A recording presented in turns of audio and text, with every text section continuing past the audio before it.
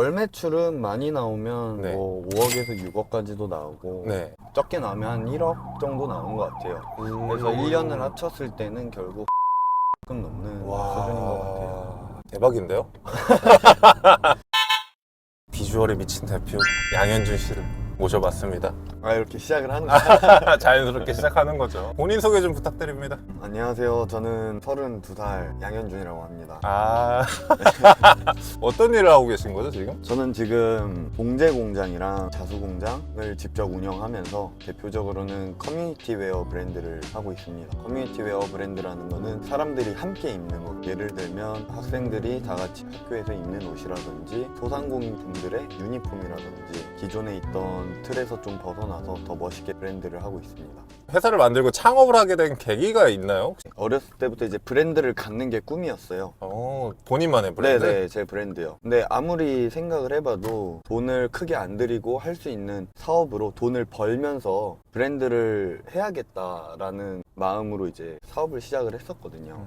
그게 제 창업의 계기였습니다. 본인만의 브랜드를 만들고 싶어서 창업을 하신 거네요, 어떻게 보면은. 네네. 그 창업을 하다가 그런 경험들도 되게 많을 것 같아요. 고난과 막 이런 역경들이 많잖아요. 0부터 시작을 하는 거니까, 솔직히. 네네. 초반에는 사실 힘든 거는 거의 뭐 못 느꼈고, 창업할 때도 아르바이트는 보통 기본으로 이제 3개 정도는 같이 하면서 이제 창업 준비를 했었고, 창업을 하고 나서도 뭔가 이제 사기를 당한다든지 너무 많은 일을 겪기는 했었는데, 다행히 창업을 제가 23살 한 12월쯤 시작을 했어요. 11년이 되어가고 있는데, 어렸을 때다 보니까 전혀 조급한 게 없었고, 경험이지 않을까? 나는 아직 하고 싶은 게 많으니까 이렇게 크게 무너지지 않고 계속 했던 것 같아요. 어떤 사기 같은 게 있었나요? 사기라고 하면은 일단 첫 번째로 당했던 사기는 한번 중국에서 물건을 이제 사올 일이 있었는데 네. 사입 카페 이런 데서 네. 업자를 만나가지고 네. 유행하던 옷들을 이제 중국에서 싸게 떼오는 걸 했는데 그때 한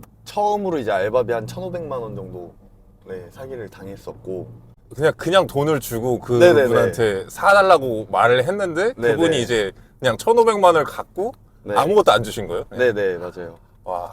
그리고 잠수 타고 뭐 세관에 걸렸다라는 등 이런 뭐 핑계를 대는데 어렸을 땐 제가 이제 너무 아무런 그게 없어가지고 그냥 그래서 좀 우울해가지고 그때 당시에 머리 아픈데 벌써? 네. 어. 우울해가지고 고시텔에 들어가서 아. 집 앞에 있는 고시텔에 가서 지낸 게 아니라 거기서 총무를 하면서 한 약 6개월 동안 혼자 이제 뭔가 드래곤볼 보시면 네네. 수련할 때 네. 정신과 뭐 수련의 방 막 있잖아요. 네네네. 아이스 아메리카노 그다음에 아이스 아메리카노 그란데 2잔 주시고요. 샌드위치. 뭐? 그치? 샌드위치 오늘 뭐뭐 있나요? 그러면 나 에그 샌드위치. 에그 샌드위치 하나 주세요. 네. 네. 와우. 좋네요, 여기. 스타벅스 드라이브스루도 있고. 제 출근 루트예요. 아. 매일매일 와요. 매일매일. 네, 감사합니다. 먹으면서 하셔도 돼요. 먹으면서. 아, 네. 네. 뭐 아무튼 그래서 고시텔에서 지내다가 이건 아니다 싶어가지고 네. 우리 무슨 얘기하다가 고난. 네. 고난과 역경이 그쵸, 있었던 그쵸. 얘기였었잖아요. 뭐 사기당하고. 아무튼, 네. 그런 시간을 보내고 다시 일어서는데 한 6개월 정도 걸렸었고 그 다음에는 이제 고등학교 때 가장 이제 친한 친구 중 한 명이었던 친구랑 네. 사업을 같이 시작을 했었어요. 네네. 근데 배신까지는 아니고 네네. 저는 이제 의류 사업을 맡아서 하고 네. 그 친구는 고기 납품을 하는 사업이었는데 네.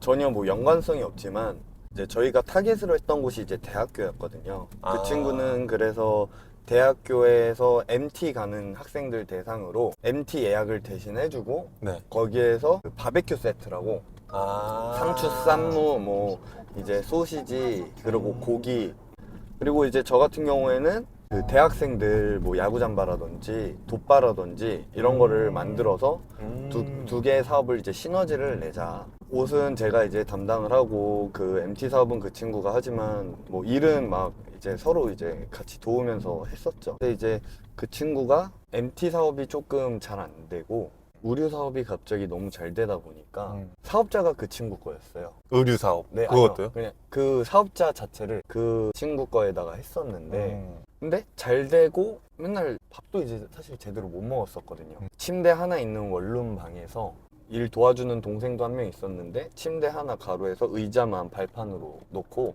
셋이 이렇게 지내면서 창업을 했었어요. 아, 대박이네, 진짜. 근데 그렇게 이제 하다가 사업이 잘 되고 나서 이 친구가 사업자가 이제 본인 거니까 네. 네, 전체 이 지분을 자기가 한 70% 그리고 제가 30% 정도를 가져가야 되는 것처럼 이제 이야기를 하더라고요. 갑자기요? 네, 이게 좀 잘 됐어요. 의류가 진짜 잘 네, 돼가지고. 잘 돼서 저희가 신사동으로 이사를 갔었고 신사동으로 이사를 올 정도로 저희가 돈을 벌었음에도 불구하고 네. 저는 저희가 통장에 얼마가 찍혀 있는지 단 한 번도 본 적이 없었거든요. 같이 동업을 네, 하는데도 네, 네. 불구하고. 네, 몇 년 동안 이게 뭐 자기 아버지 사업에 같이 있어서 너한테 보여줄 수 없다. 뭐 그런 거부터 그 사업은 어쨌거나 이제 전체적으로 제가 진행을 하던 거였는데 네. 그 사이에 이미 신뢰가 많이 무너져 있었어요. 그럴 것 같아요. 네네. 싸우는 것도 저는 이제 성격이 이렇게 싸우는 성격은 아닌데 제가 인간적으로 그때 많이 무너져 가고 있었고 이제 이 친구가 저한테 늘 하던 말이 너 같은 애들은 사업이랑 안 어울린다. 너는 절대 사업하면 안 되는 애다. 이런 식으로 이제 말을 너무 많이 그때는 이제 가스라이팅이라는 개념이 없을 때였는데 그쵸. 굉장히 가스라이팅을. 많이 그런 거를 이제 당해왔었고 음. 근데 이제 지분 이야기에서 원래는 그 사업자에 제 이름을 올려줘야 되잖아요. 원래는 공동 네네. 창업자로 그쵸, 이제 그쵸. 이름이 올라가야 되는 게 맞는 거죠. 근데 그게 자꾸 뭐 아버지 문제가 있으니까 네네. 뭐 다음 달에 하자 뭐 한 몇 달 뒤에 해야 된다 뭐 이런 식으로 하다가 한 3년이 흐른 거예요. 그러다 결국 뺏겼죠 그 자체를. 와. 그런 건 좀 너무하네요. 그리고 그때 당시에는 좀 많이 어리셨잖아요. 그쵸 그쵸. 그러니까 그런 거에 대한 대비도 안 돼 있었을 거고.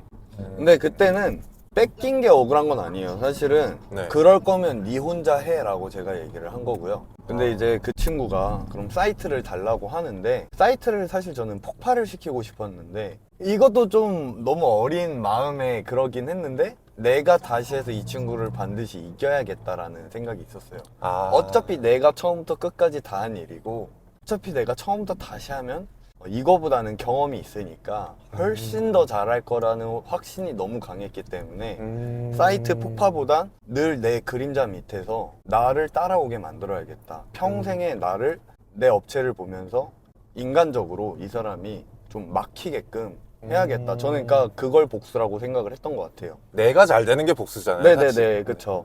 근데 이게 업종이 다르면 의식을 안 해도 되는데 네. 평생 저를 의식하게 만들고 싶었던 것 같아요. 음. 네. 결국에는 한 2년 만에 다시 따라잡았어요. 아, 대단하시네. 네. 어떻게 보면은 그게 동기부여가 더 된 거네요? 그쵸, 그쵸. 음. 어떻게 보면은 제 인생 중에 하나의 큰 사건이었던 것 같아요. 마음이 아프네요. 그런 말들을 들으면. 근데 뭐 그때도 아픈 거 치고는 또 신나게 일하고 네, 그때 뭐 어리다 보니까 밤에 이제 또 사무실에서 친구들이랑 롤도 막 하고 게임도 하면서 막 담배도 막 피고 검토하면서 이제 사무실에 우리밖에 없으니까 친구들이랑 막 피면서 담배도 막 자유롭게 피고 약간 되게 낭만 있는 인생을 보냈던 것 같아요. 낭만을 추구하는 남자였군요. 네. 아, 정말. 네. 창업을 하지 않는 분들도 이런 것들을 되게 궁금해 하실 것 같은데, 네. 이제 지금 현재 뭐 연매출이라든지 이런 걸 좀 알려주실 수 있나요? 월 매출은 많이 나오면 네. 뭐 5억에서 6억까지도 나오고 네. 적게 나오면 한 1억 정도 나오는 것 같아요. 그래서 1년을 합쳤을 때는 결국 30억 조금 넘는 수준인 것 같아요. 대박인데요?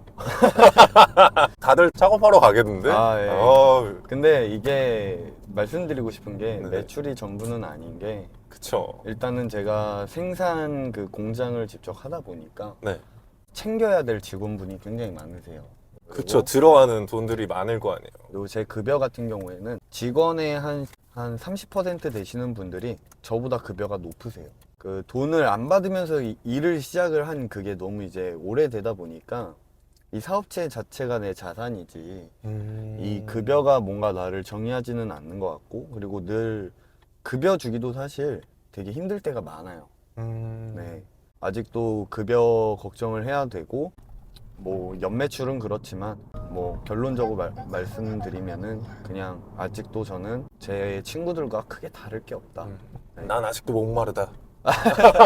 저도 어쨌거나 급여 생활을 하니까 법인 기업이고 그쵸. 네, 근데 이제 그 급여를 좀 너무 적게 가져가고 그 와중에도 이제 빠듯하게 사업을 영위하고 있습니다. 대단하시네요, 근데. 그리고 뭐 창업을 하면서 얻는 이점 같은 게 있었나요, 혹시? 창업을 한다면 모든 걸 주도적으로 해야 되고 그쵸. 너무 많은 책임을 져야 되다 보니까 네. 이 오는 인생의 경험치가 이거야말로 진짜 그 어떤 코인의 비유를 하자면 네. 레버리지를 하는 느낌. 리스크도 너무 크고 수익이라는 건 인생의 경험치 또 너무 크고 정말 사람이 인격적으로 바닥을 칠 수도 있지만 네. 그거를 결국 이겨내면 그 바닥을 쳤던 기억이 가장 소중한 경험으로 남거든요. 네. 저는 한때는 이 고통을 이제 어떻게 견뎌야 되나 이런 걱정들로 네. 더더더 안 좋아지다가 어느 네. 순간부터는 어차피 매일매일 힘들 거라면 네. 좀 멋있게 매일 그냥 뭔가 먹는 밥처럼 생각을 네. 하자, 이 고통을. 좀 이런 게 쌓이면서 좀 많이 긍정적으로 변했고요. 그 다음에 좀 사람이 많이 초연해지기 시작하고요. 좋은 이점이라는 게 긍정적으로 많이 변했다라는 거네요, 어떻게 보면. 네네네. 사람 보는 그런 것도 네. 입장 차이가 많이 바뀌는 것 같고 무슨 일을 하든 간에 해낼 수 있다라는 자신감이 많이 생겨요. 그쵸. 일단은 낙관주의자가 되어야 부정적으로 바라보는 것보다는 일이 잘 풀릴 가능성이 높잖아요. 그쵸. 맨날 안 좋은 얘기를 하면 결국에 안 좋은 일이 생기거든요. 그쵸. 네. 힘들어도 저는 체면을 걸어요. 매일매일. 너무 좋다. 또 이 고통은 또 나한테 어떤 성장을 갖다 줄까. 맨날 그러고 한 몇 년 동안 이제 살다 보니까 네. 이제 저만의 한 문장이 생기더라고요. 업앤다운에 휘둘리지 말고 미드라인에서 유지를 잘 해야겠다라는 결론이 나면서 네. 요즘에는 회사가 조금 어렵다? 아무렇지도 않고 잘 된다? 아, 다행이다. 약간 그냥 이런 느낌으로 하게 됐어요. 근데 브랜딩의 시대잖아요. 그쵸. 이 감각적이고 예술 분야에 대해서 지속적으로 이제 관심을 갖고 그게 혹여나 없더라도 네. 네, 인생의 자세가 긍정적인 사람이라면 저는 창업을 추천하고 싶어요. 창업을 추천합니다. 네. 창업 홍보대사 아니야? 아, 창업 홍보대사인데? 아, 네. 알겠습니다. 그런 건 아닌데 힘든 얘기만 한 거밖에 생각이 안 나는데 뭔가 이제 결론이 그렇게 되네요. 또. 네. 네. 긍정적으로 삽시다. 네. 알겠습니다. 창업을 하시다가 네네. 지금은 어느 정도 안정기 단계에 접어들었잖아요. 네, 뭐 그쵸. 마음이 안정기인 것 같아요. 마음이. 네, 마음이라도 안정기잖아요. 네. 그럼 이제 그런 계기가 있었나요? 혹시 어떤 비법이라든지 그렇게 만들었던? 짧게 얘기를 하면 그럼에도 불구하고 앞으로 나아가기 그리고 명상하기 그 다음에 남이 잘 되길 빌어주기 그 다음에 주변을 사랑하기 너무 원론적인 이야기처럼 들릴 수 있는데 뭔가 예수님인데요, 거의? 네. 네네. 원론적인 이야기처럼 들릴 수 있다는 거 저도 알아요. 네네. 그리고 인터뷰니까 저도 좀 진지한 이야기를 하는 거지만 네네. 요즘 제 삶의 자세는 가볍게입니다. 아. 네. 뭐 어쩌라고 약간 이런 마인드고 아 뭐 되겠지 약간 이런 마인드로 사람들이랑 즐겁게 이야기하는 데 집중을 하고 진지한 이야기를 걷어내려고 많이 노력을 하고 있어요. 근데 제가 원론적인 이야기를 하는 이유는 경험해 보고 나서야 깨달았는데 네. 그게 전부였어요. 사업에 어느 정도 이제 제가 한 8년 차쯤 되었을 때 느낀 거는 네. 갑자기 철학책이 눈에 계속 보이더라 이거예요. 아. 그러면서 어렸을 때 어떤 이 말을 누가 몰라. 당연히 맞는 말이 맞는 말이지. 누가 몰라. 근데 그쵸, 제가 그쵸. 8년 차쯤 네. 너무 많은 어떤 업앤다운도 업앤다운을 겪고 나서 네. 봤을 땐 진짜 하염없이 눈물이 나더라고요. 그 책을 읽으면서 내가 이렇게 자만하고 내가 이렇게 모자른 사람이었구나. 그리고 그때 제가 또 느낀 건 뭐였냐면 네. 이제 좀 깨달았다였는데 네. 이제 와서 또 그때를 다시 바라보잖아요. 그리고 또 그 책을 다시 똑같은 글을 또 읽잖아요. 또 느낌이 다른 거예요. 그때 이제 지금에서야 또 느끼는 것 어디 가서 죽어도 아는 척하지 말아야겠다. 이게 시간이 조금 지날 때마다 그 한 문장 한 문장에 오는 느낌이 네. 너무너무 다르다 보니까 아. 근데 그 책에 또 이제 철학책 특징이 뭐 옛말에도 이런 말이 있잖아요. 변은 익을수록 고개를 숙인다고. 네. 그러니까 알면 알수록 숙일 수밖에 없게 된다라는 걸 전에 말씀드렸던 상황들로 인해서 느끼게 되고, 이걸 바탕으로 조언을 안 하게 됐어요. 제 조언이 이 사람이 겪을 어려움을 못 겪게 한다면 네. 이 어려움이 이 사람을 얼마나 성장시킬지 내가 판단할 수 있는 그런 게 아니거든요. 감히 제가 뭐라고 그 사람의 경험을 방해를 하나라는 생각까지 가다 보니까 그냥 열심히 해, 약간 이런 느낌이 되는 거예요. 네. 어떻게 보면은 그게 대충 대답을 하는 것처럼 보이지만 네, 제 나름에는 이제 너무 이제, 그리고 또 막상 조언을 해달라 그래서 조언을 해주면요, 네. 힘들어해요.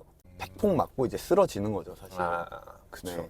그 사람들은 어떻게 보면은 조언이자 위로를 바랬을 것 같거든요, 저는. 위로는 여자친구한테 가서 받으라고 하면 되죠. 네네. 저도 힘들 때 위로를 바라는 사람이지만 네네. 그 사람 입장에서 들어주는 것만이 네. 가장 큰 위로라고 생각을 하거든요. 음. 그때 당시엔 그걸 못했고 지금은 들어주고 잘 될 거야. 아.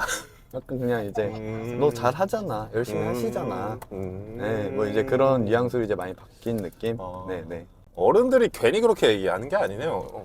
그런 것 같아요. 네. 네. 정말 진짜 어른들을 만나면 네. 진짜 어른이라는 생각이 들고 네. 네, 존경하게 되는 것 같아요. 성숙한 사람들을 만나게 되면 항상 그런 얘기들을 하는 것 같아요.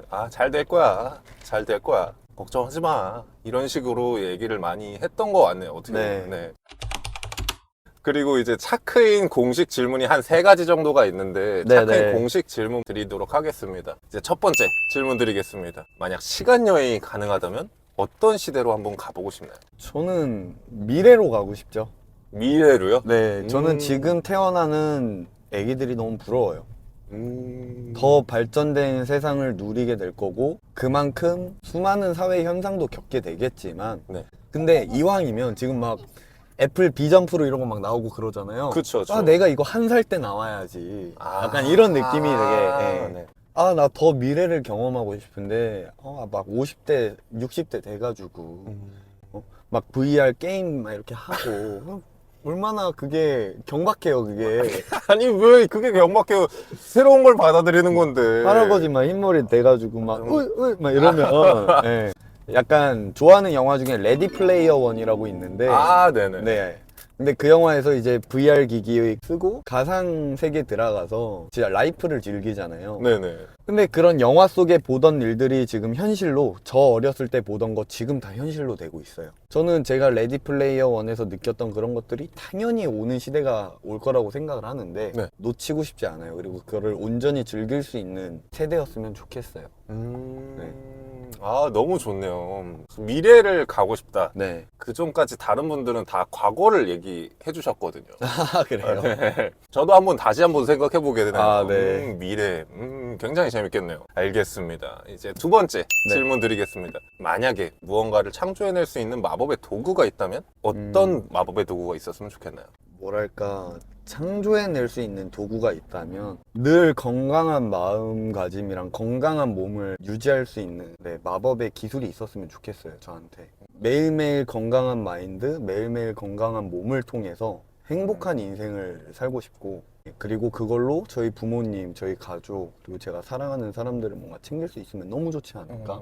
그런 생각을 좀 많이 해요. 너무 교과서 같은 답변 아닌가요? 아니요, 제가 이제 건강이 사업적으로 이제 계속 일이 처이고 뭐 저리 치이고 몸이 어렸을 때 같은 컨디션이 아닌 걸 계속 느끼면서 이거 큰일 났다. 나는 인생을 좀 디카프리오처럼 살고 싶은데 이거 유지하려면 지금 건강에 지금 막 미치겠는 거예요. 이거 너무 간절합니다. 교과서가 아니고요. 대답은 교과서 같을 수 있으나 디카프리오 같은 어떤 흑심이 좀 있다는 낭만을 추구한다. 그렇죠. 여전히 50대, 60대가 되어서도 멋있는 사람이려면 건강밖에 없는 것 같아요. 그거보다 더한 멋은 없다고 생각을 해요. 알겠습니다. 그리고 이제 세 번째 질문 드리겠습니다. 이제 본인이 추천해주고 싶은 인물이라든지 뭐 크리에이터라든지 아티스트가 있나요? 빠르게 얘기를 하자면 정주영 회장님 뭐랄까 인터뷰를 보면요. 지금 저랑 말하는 투가 비슷해요. 저는 진짜 수십 번을 봤어요. 볼 때마다 느끼는 건 제가 결국에 모든 어떤 어려움을 통해서 얻게 되는 깨달음의 방향이 결국 성공한 사람들이 공통적으로 느낄 수 없는 방향이라는 걸 그분을 통해서 많이 깨달았고, 이제 사업이 본인만을 위한 것이 아니라 네. 네, 국가적으로 정말 많이 깊게 생각하시던 분이었고 네. 정말 그런 모습에서 너무 제 인생의 기감이 되시는 분이기 때문에 네. 네, 정주영 회장님의 뭐 자서전이라든지 네, 음. 인터뷰를 사업을 하시는 분이 아니더라도 네. 네, 좀 보셨으면 좋겠고요. 네. 그리고 마지막 네. 질문 드리겠습니다. 양현준 님이 네. 세상에 하고 싶은 이야기가 있다면 어떤 이야기가 있을까요? 가장 이 세상에서 위대한 한마디가 있다면 사랑인 것 같아요. 항상 사랑하라고 좀 감히 네, 이 아무것도 없는 제가 감히 얘기를 하자면 저도 실천하려고 노력하는 중이고요. 네. 네, 주변을 많이 사랑하고 네. 본인도 많이 사랑하고 네. 모든 걸 좀 사랑하는 마음으로 네. 살아갔으면 좋겠다. 네. 알겠습니다. 낭만 있는 남자가 전합니다. 사랑해라. 네. 모든 걸 사랑해라. 네. 알겠습니다. 그보다 위대한 말이 없는 것 같아요. 이제 저는 마지막 인사를 해야 될 것 같네요. 네네. 시청해주신 모든 분들께 감사의 말씀을 드리며 오늘 하루는 주변인들에게 즐거움을 줄 수 있는 크리에이터가 되보는 건 어떨까요? 영상이 마음에 드신다면 구독과 좋아요 그리고 알림 설정까지 부탁드리겠습니다. 저는 다음 인터뷰로 돌아오겠습니다. 차크인의 김민호였습니다. 감사합니다.